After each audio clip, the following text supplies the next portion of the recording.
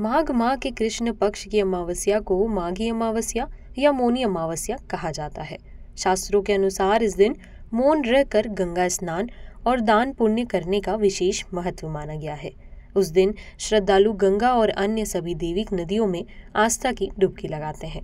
मान्यता है कि इस दिन किए गए दान पुण्य और पूजा अर्चना का फल अन्य और दिनों के मुकाबले 100 गुना अधिक रहता है। ज्योतिषाचार्य अश्र मिश्रा के मुताबिक इस वर्ष की 9 फरवरी 2024 में पड़ने वाली मौनी अमावस्या के दिन कुछ राशियों पर खास प्रभाव पड़ने वाला है और अगर आपकी भी राशि इन राशियों में से एक है तो भूल कर भी उस दिन कोई भी शुभ कार्य या किसी व्यवसाय की शुरुआत या किसी महत्वपूर्ण फैसले को ना करें।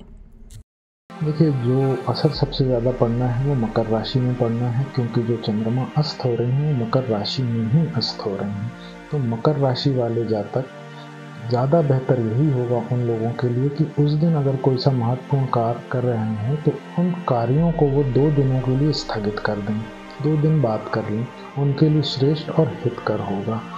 और अब बात आती है कि और किन किन राशियों पे आता है। जो मन का स्वामी है अगर वो अस्त है तो इसका सीधा सीधा रूप ये होगा कि हर किसी इंसान पे इसका असर होगा ही होगा, चर हो चाहे वो अचर जीव हो, उन सब पे ही इसका असर होगा।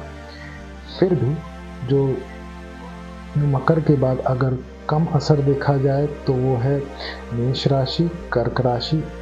जो चंद्रमा से जुड़े शुभ फल मिलने थे उस दिन वो उस फल से वंचित हो जाएंगे, उससे कम असर होगा।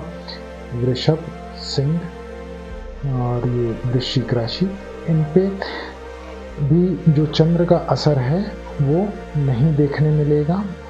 और जो दूसरी राशियां हैं जैसे कुंभ और धनु, इसमें जो आगे पीछे की राशियां हैं इनकी, तो जो आगे पीछे के जो ग्रह बैठे होते हैं जिनसे एक योग बनता है वो उस योग से वंचित हो जाएंगे।